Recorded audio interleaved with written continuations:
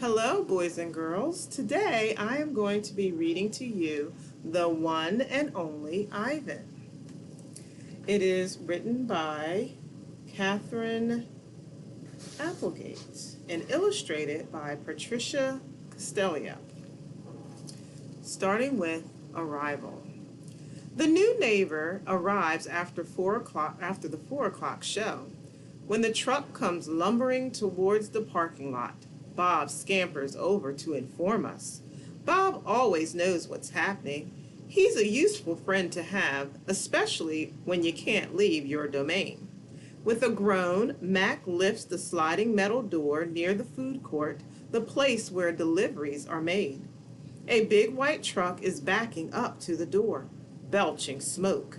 When the driver opens the truck, I know that Stella is right. A baby elephant is inside. I see her trunk poking out from the blackness. I'm glad for Stella, but when I glance at her, I see she is not glad at all. Stand back, everyone, Mac yells. We've got a new arrival. This is Ruby, folks. 600 pounds of fun to save our sorry butts. This gal is gonna sell us tickets.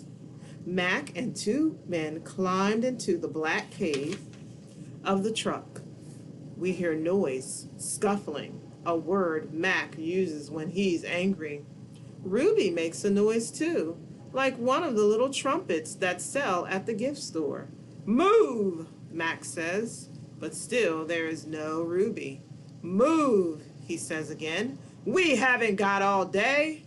Inside her domain, Stella, as much as she is able, 2 steps one way, 2 steps the other. She slaps her trunk against rusty metal bars. She grumbles. Stella, I ask, did you hear the baby? Stella mutters something under her breath, a word she uses when she's angry. Relax, Stella, I say. It will be okay. Ivan, Stella says, it will never, ever be okay, and I know enough to stop talking. Stella helps. The men are still yelling. Some of the yelling is at each other, but most of it is at Ruby. We hear scrambling, pounding, shifting. The side of the truck shudders. I'm starting to like this animal, Bob whispers. I'm getting the big one, Mac says. Maybe she can coax that stupid brat out of the truck. Mark opens Stella's door. Come on, girl, he urges. He unties the rope attached to the floor bolt. Stella pushes past Mac, nearly knocking him over. She rushes as best as she can, limping heavily, toward the open back door of the truck. She catches her swollen foot on the edge of the ramp and winches. Blood trickles down. Halfway up the ramp, she pauses. The noise in the truck stops. Ruby falls silent. Slowly, Stella makes her way up the rest of the ramp. It groans under her weight, and I can tell how much she is hurting by the awkward way she moves. At the top of the incline, she stops. She pokes her trunk into the emptiness. We wait.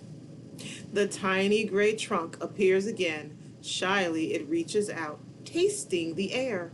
Stella curls her own trunk around the baby's. They make soft, rumbling sounds. We wait some more. A hush falls over the entire Big Top Mall. Thud, thud. Step, step. Pause. Step, step. Pause. And there she is, so small she can fit underneath Stella with room to spare. Her skin sags, and she sways unsteadily as she makes her way down the ramp. Not the greatest specimen, Max says, but I got her cheap from this bankrupt circus out west. They had her shipped over from Africa. Only had her a month before they went bust. He gestures towards Ruby. This is people love babies. The thing is, people love babies. Baby elephants, baby gorillas. Give me a baby alligator and I could make a killing.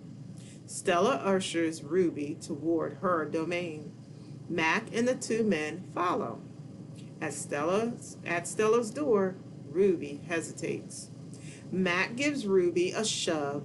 She doesn't budge. Doggone it! Get a clue, Ruby, he mutters. But Ruby isn't moving, and neither is Stella. Mac grabs a broom. He raises it. Instantly, Stella steps in front of Ruby to shield her. Get in the cage, both of you, Mac shouts. Stella stares at Mac, considering, gently but firmly. Using her trunk, she nudges Ruby into her domain. Only then does Stella enter. Mac slams the door shut with a clang. I see two trunks intertwined. I hear Stella whispering. "Forward, kids," says Bob. "Welcome to the Exit 8 Big Top Mall and Video Arcade, home of the one and only Ivan." Old news. When Julia comes, she sits by Stella's domain and watches the new baby. She barely talks to me. Stella doesn't talk to me either. She is too busy nuzzling Ruby. She is cute, little Ruby, with her ears flapping like palm leaves, but I am handsome and strong. Bob trots a circle around my belly before settling down in just one right spot. "Give it up, Ivan," he says. "You're old news." Julia gets out a piece of paper and a pencil. I can see that she is drawing Ruby.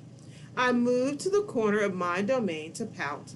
Bob grumbles. He doesn't like it when I disrupt his naps. "Homework," Julia's father scolds. Julia sighs and puts her drawing aside. I grunt, and Julia glances in my direction. "Poor old Ivan," she says. "I've been ignoring you, haven't I?" I grunt again, a dignified, indifferent grunt. Julia thinks for a moment, then smiles. She walks over to my domain, to the spot in the corner where the glass is broken. She slides paper through. She rolls a pencil across my cement floor. "You can draw the baby elephant too," Julia says. I bite the pencil in half with my magnificent teeth. Then I eat some paper. Tricks. Even after Julia and her father leave, I try to keep sulking, but it's no use. Gorillas are not, by nature, pouters. "Stella," I call. "It's a full moon. Did you see?" Sometimes when we are lucky, we catch a glimpse of the moon through the skylight in the food court. "I did," Stella says. She is whispering, and I realize Ruby must be asleep. "Is Ruby all right?" I ask. "She's too thin, Ivan," Stella says. "Poor baby. She was in that truck for days. Mac bought her from a circus, the same way he bought me. But she hasn't been there long. She was born in the wild like us." "Will she be okay?" I ask. Stella doesn't answer my question. "The circus trainers chained her to the floor, Ivan. All 4 feet, 23 hours a day." I puzzle over why this would be a good idea. I always try to give humans the benefit of the doubt. "Why would they do that?" I finally ask. "To break her spirit," Stella says, "so she could learn to balance on a pedestal, so she could stand on her hind legs, so a dog could jump on her back while she walked in mindless circles." I hear her tired voice, and I think of all the tricks Stella has learned. I hope you enjoyed, boys and girls.